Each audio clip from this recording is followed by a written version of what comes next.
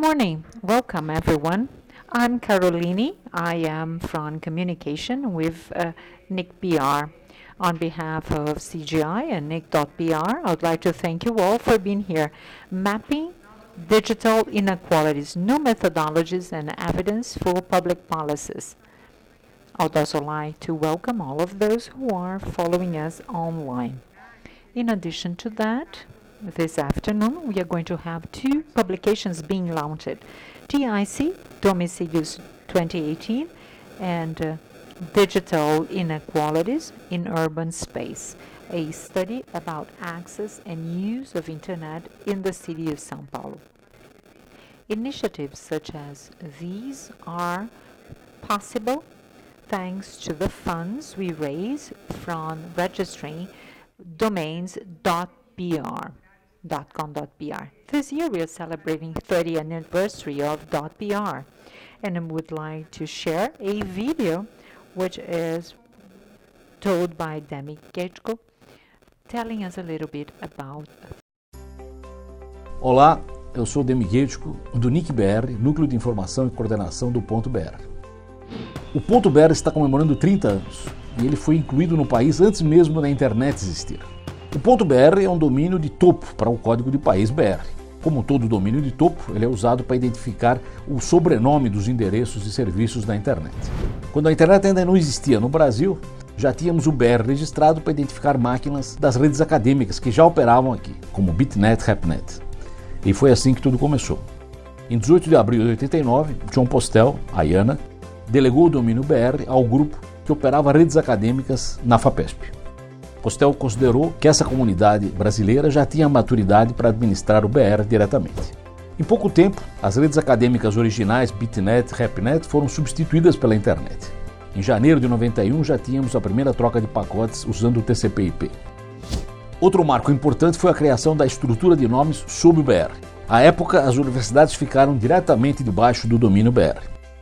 E, em sequência, foram criadas as primeiras categorias voltadas para governo, Gov.br, empresas, Com.br, organizações sem fins de lucro, Org.br, e as Forças Armadas, Mil.br.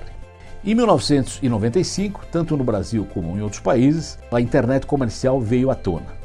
Imaginava-se inicialmente que o brasileiro teria dificuldades com a internet comercial porque o conteúdo dela tendia a ser em inglês. Isso foi logo desmentido com o surgimento de um vasto número de provedores com conteúdo em português. Em 95 foi criado o Comitê Gestor da Internet do Brasil para coordenar e integrar as iniciativas relacionadas à rede no país. A internet e o Ponto BR cresceram e o NIC.br, uma entidade sem fins de lucro, foi criado para administrar o domínio e assumir outras obrigações. Hoje temos 4 milhões de domínios registrados, uma das maiores bases do mundo. A receita arrecadada pelo registro de nomes sob o BR, além de manter esta atividade com excelência técnica, provendo inclusive cópias de servidores em países como Alemanha, Coreia do Sul, Estados Unidos e outros, reverte a verba que recebe em ações para benefício da internet no Brasil.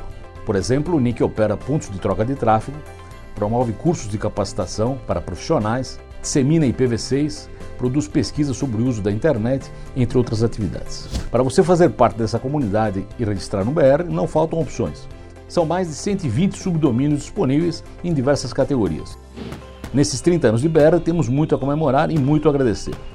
O trabalho segue em expansão. O CGI.br e o NIC.br continuam em busca de uma internet cada vez melhor para o país.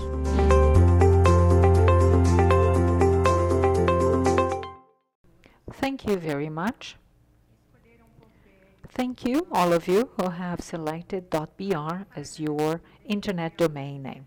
Let me thank the organizing of this topic, Brazilian Center of Analysis and Planning, Cebrap, the methodology support of DiSTO project, from digital skills to tangible outcomes with London School of Economics. Some important announcements before we go. As we are having live broadcasting, we would like to ask you all to ask for the microphone whenever you have a comment to make. The pictures will be shown through the internet and the videos we are recording as well. Now, to start our activities, let me invite for the welcoming remarks Demi Getko and Alexandre Barbosa, manager of Cetic.br, who's going to introduce to you the best results of our survey of homes TSE 2018. Thank you. I'm going to be very brief. Thank you very much for being here. NIC.br has a very interesting model in terms of internet governance. Whatever we raise in terms of funds and in exceed of our needs to cover our activities, we just return in training and activities such as the one we have here today. We are a technical agency, and our role is to gather data and share that. We are like a thermometer, so to speak. We measure the access to internet in urban area, in rural area, how we can have it break down by age range, salary range, regional distribution. We measure everything and it generates reports. This year we are producing the 14th report of ITC homes. And if we want to look closely, we just focus on a metropolitan region, such as the second report of inequalities, digital inequalities in the region of São Paulo. And today we are going to hear initiatives from Los Angeles, London, and Chicago, so that we can really compare what we have here today. We have to thank for the support of London School of Economics, Dr. Helen Hausper, one of our keynote speakers today. So we are very glad to share with you data, our impressions, and we hope these are data that can support all of you in your activities. I'm going to hand it over to Alexandre. He's going to share with you a summary of our data. So once again, thank you very much for being here. I would like to recommend that we maintain the successful model in Brazil. Other countries also look upon us to follow the same kind of role model, developing internet towards a common good. Thank you very much.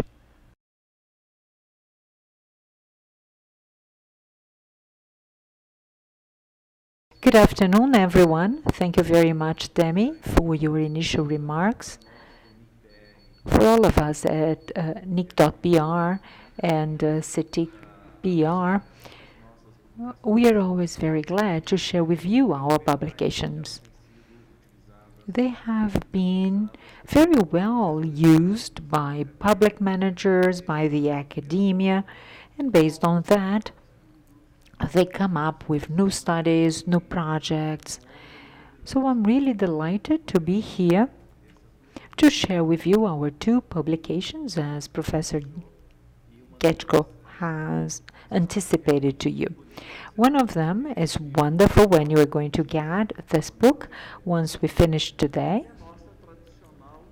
And also our traditional ICT home survey. It started here in Brazil, it's called TIC Domicilio. We started working with IBGE, which is the Brazilian Institute of Statistics and Geography, a public agency. In that year, we shared the costs, and since then, Cetic was created to come up with public initiatives about the use of internet in Brazil in different segments. This was the first project, which was 14 years ago. Because of the demands brought to us by the federal government, we have expanded the production of data in different areas. Today there are 10 areas of monitoring, including education, health, government, culture, and others.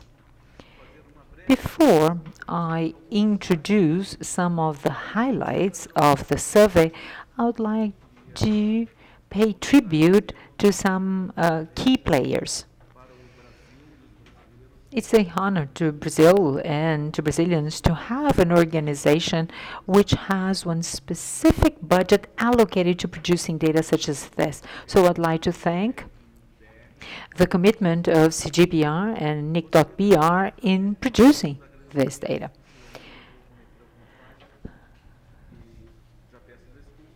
I'm going to share with you my special thanks because there are some key players that really have to be acknowledged here. Anatel, our National Agency of Telecom, BNDES, our Bank of Development, Brazilian Center of Analysis and Planning, Cebrap, Fundação Getúlio Vargas, Brazilian Institute of Geography and Statistics, or IBGE, IDAC, Customer Defense Center, IPEA, which is Applied Economic Research Center, Interlab, the Ministry of Science, Technology and Communication, the Ministry of Finance,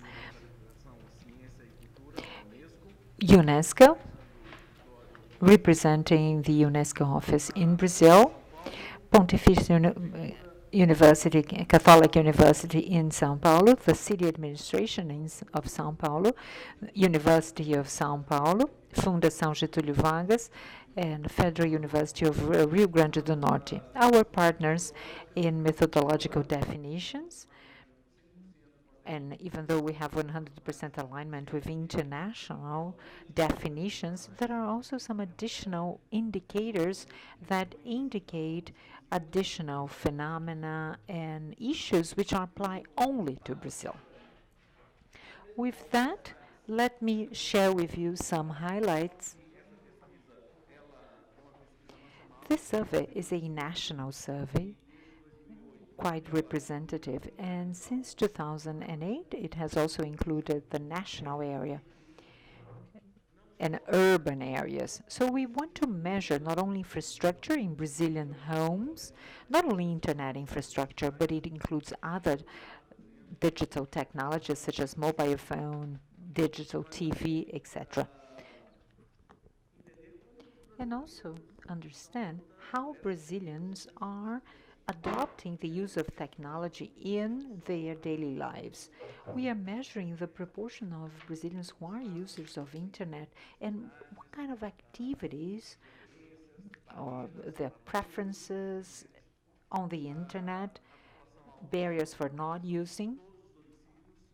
Our target population comprises all homes in urban and rural areas.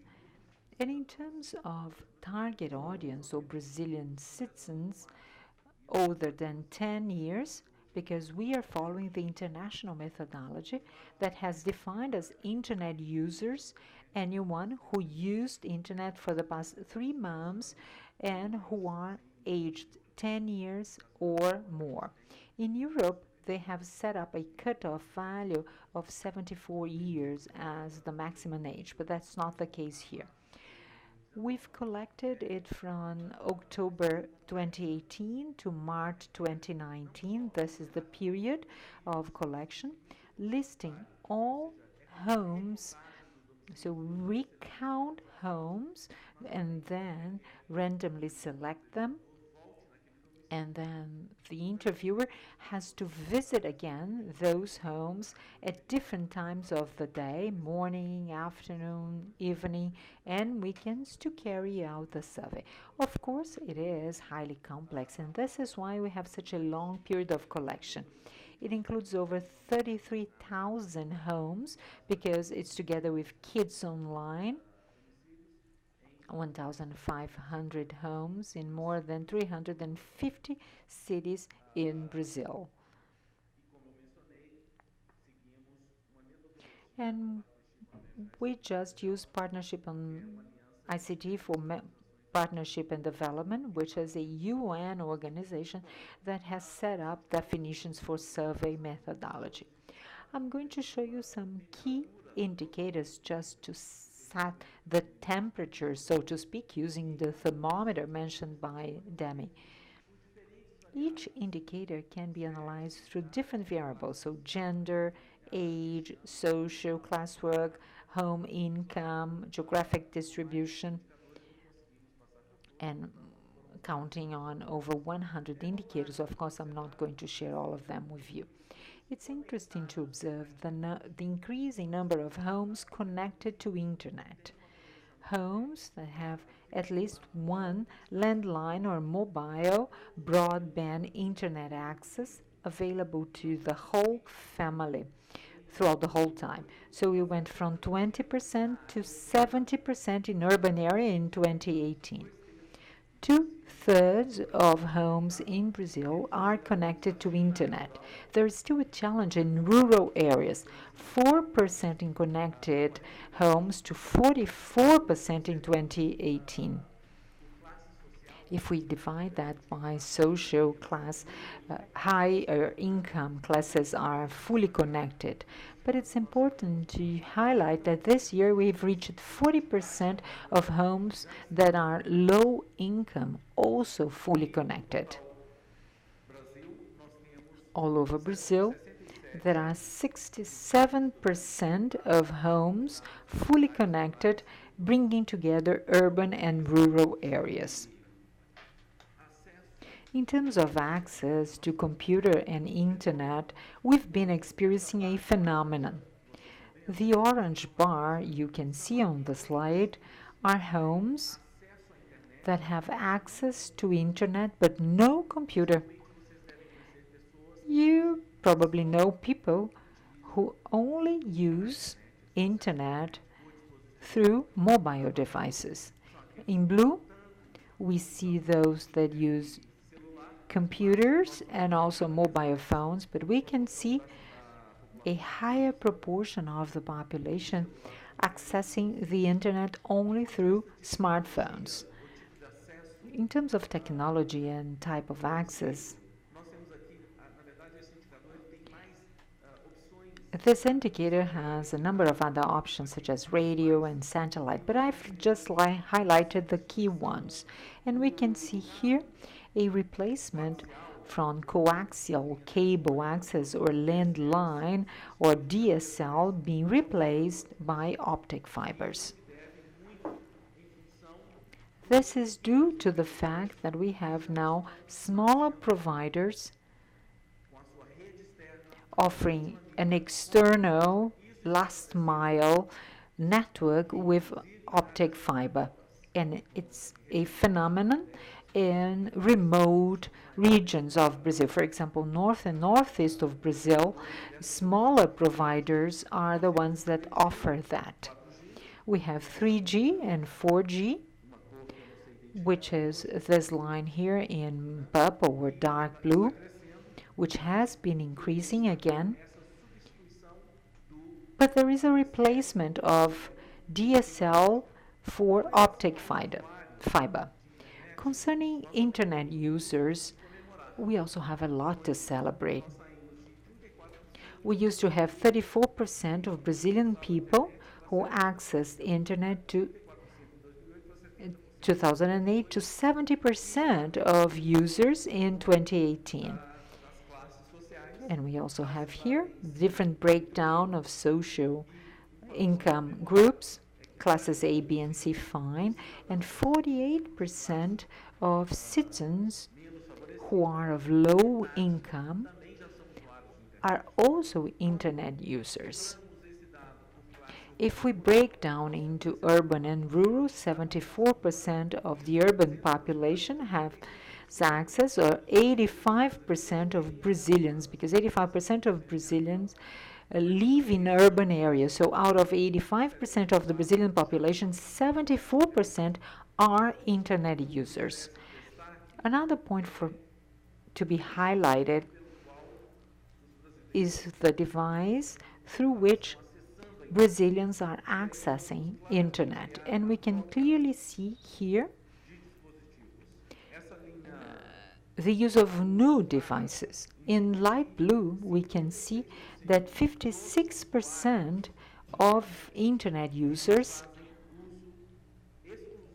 use exclusively a smartphone to access internet. And those who use computer or desktop, notebook, or tablet the number of users is going down. And those who use only computers has had a drop in its number. So in other words, higher income people, they just navigate through different devices, smartphone, tablet, desktop, but this is not the same experience in low-income groups. Another interesting topic concerns geographic distribution, age range. So in the bar here, in blue, we can see those who use access only through mobile phone, smartphone. Unfortunately, we have low-income classes as the ones who use the most internet access. It means that higher income groups are using multiple devices. I'm not going to go into details because this is going to be one topic for the panel, but of course it requires development of skills. A smartphone is wonderful for YouTube video, for answering a quick message, but it's not as flexible as we would like a device to be to develop additional skills. In addition to that, we also have rural areas because of poor connectivity of cable or optic fibers. The number of subjects who use just the smartphone to access internet is quite high in rural areas.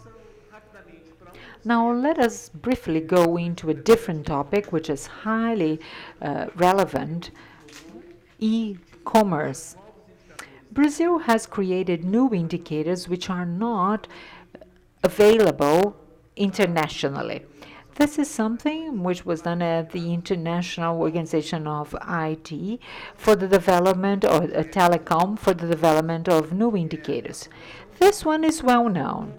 Percentage of subjects who bought through internet. So price checking, purchased, effective purchased, or selling of products. This is something stable in terms of proportion of subjects, but in absolute numbers, it has had an increase because the proportion of internet users is going up. In absolute numbers, therefore, there are more Brazilian people buying through e-commerce. So there is a stable proportion over a higher basis. The basis is going up. The next indicator is a new indicator of e-commerce, where we try to understand the different ways of payment and e-commerce channels. We mainly have two ways of paying. One of them, credit cards. 69% of those who buy online, they use credit cards. And there is a Brazilian phenomenon, which is that Brazilian title or letter where you can have more than one type of payment. Today you can pay by credit card and tomorrow by boleto.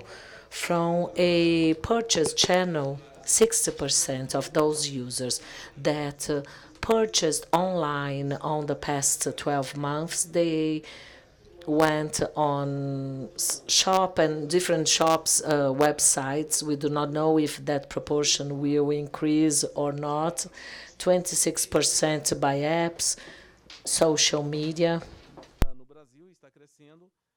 This is a quite common and popular phenomenon in Brazil.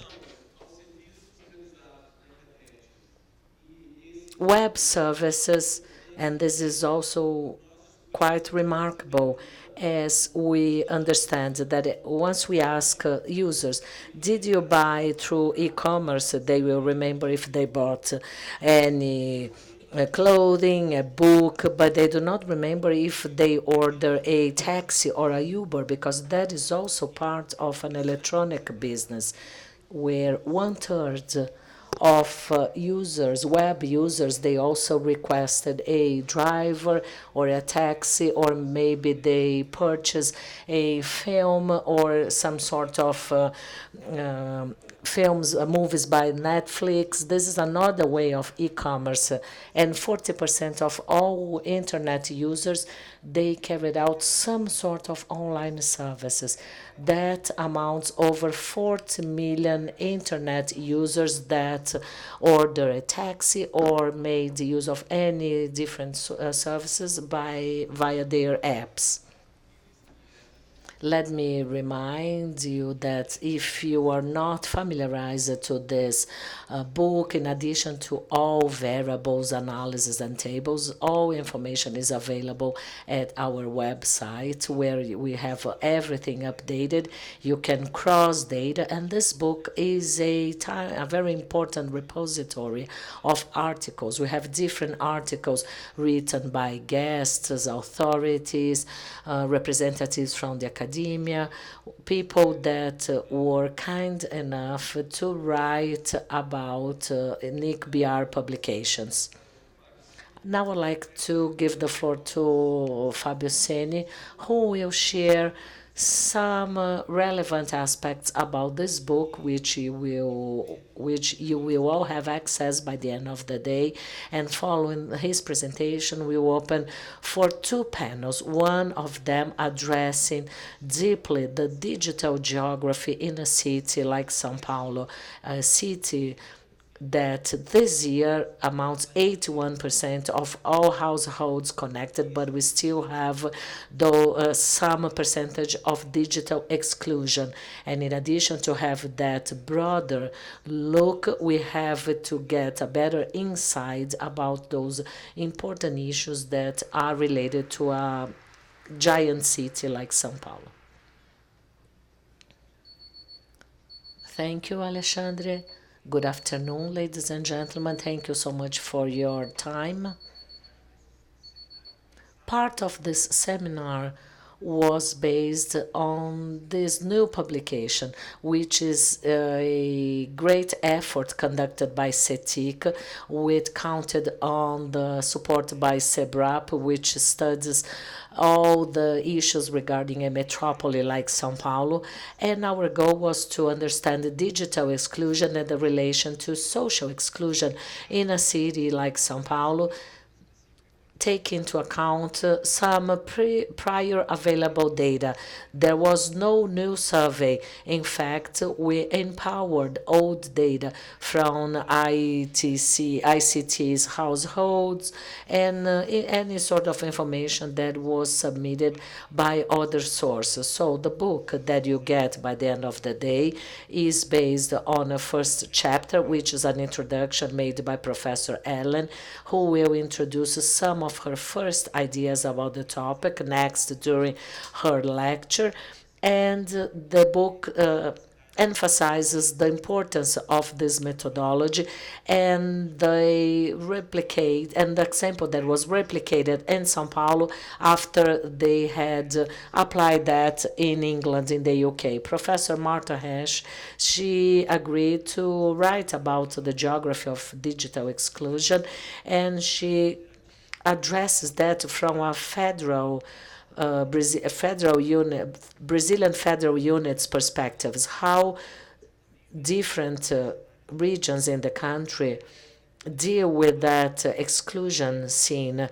And Thomas, who is a Cebrap's researcher, he tried to understand what is the trajectory of digital and social exclusion in the city of São Paulo.